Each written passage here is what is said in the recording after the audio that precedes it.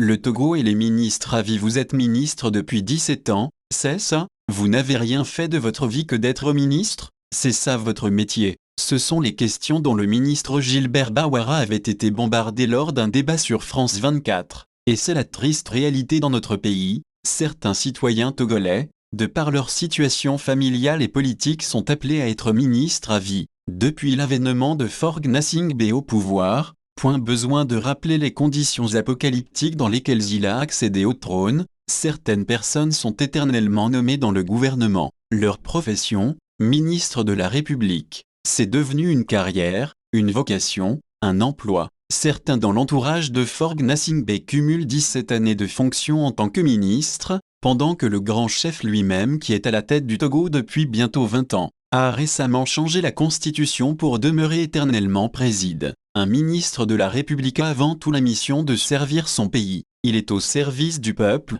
il doit donc exercer sa fonction au service des Togolais et Togolaises. Mais dans notre pays, comme ailleurs sous les troïques, les gens se servent de leur poste de ministre pour une ascension personnelle. Au Togo où la corruption est endémique et où les gouvernants n'éprouvent aucun besoin à rendre compte au peuple, devenir ministre est l'occasion rêvée pour devenir riche et pour une accumulation de jouissances matérielles. C'est la raison pour laquelle certains célèbrent leur nomination comme il se doit. D'autres même organisent des manifestations de leur reconnaissance dans leur village pour merci au chef de l'État. Sous le père comme sous le fils, à la prise de fonction des ministres jusqu'à leur départ, ils ne déclarent jamais leur patrimoine. Ils passent le plus clair de leur temps à écornifler l'argent du contribuable, au point que la corruption fleurit de plus belle dans les plates-bandes du sérail. Folie Basi Katari, le rescapé de l'ère Eyadema avec Faure Gnassingbé, la plupart des ministres avec Eyadema ont été sortis du premier cercle du pouvoir, à l'exception d'un seul rescapé qui est encore ministre,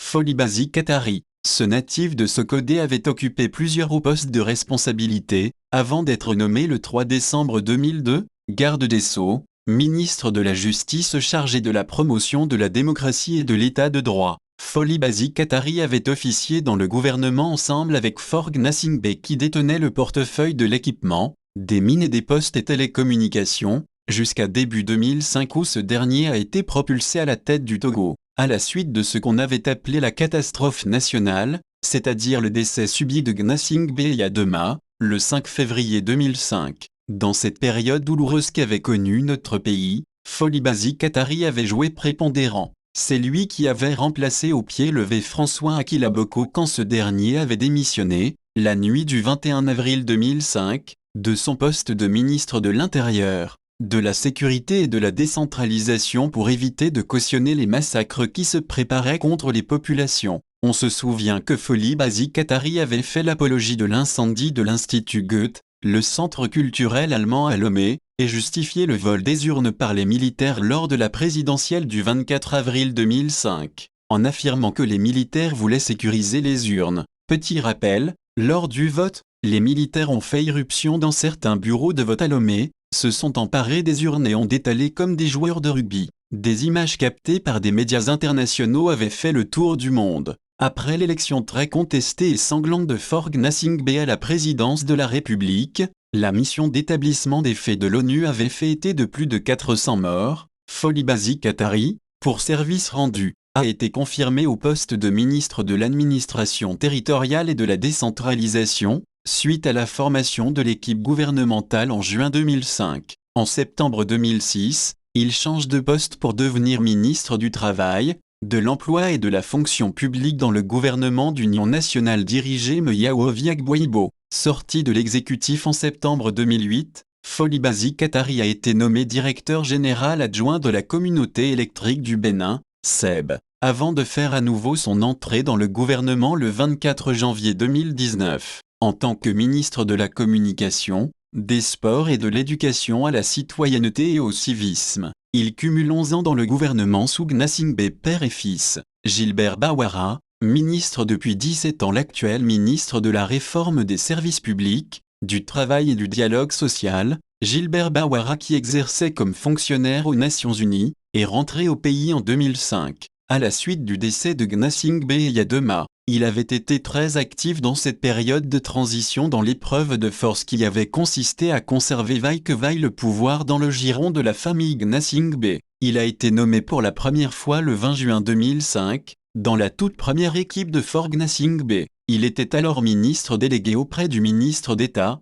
ministre des Affaires étrangères et de l'intégration africaine, chargé de la coopération. Puis il a été régulièrement recyclé dans les gouvernements successifs. Il a été ministre de la coopération et du NEPA en 2006, ministre de la coopération, du développement et de l'aménagement du territoire jusqu'en mai 2010 où il a été évincé du gouvernement pour devenir conseiller spécial de Forg Nasingbe. Gilbert Bawara signa son retour en grâce fin juillet 2012 dans l'exécutif pour devenir ministre de l'administration territoriale, de la décentralisation et des collectivités locales. Depuis, Forg Nasingbe a toujours renouvelé sa confiance à son lieutenant. Cet homme de confiance du chef de l'État est le doyen du gouvernement. Il exerce la fonction ministérielle depuis 17 ans. Vous n'avez rien fait de votre vie que d'être ministre? C'est ça votre métier? Cette question a lui posée par Karl Gaba, coordinateur du mouvement Togo Debout, vaut tout son pesant d'or. Victoire Tomega Dogbe,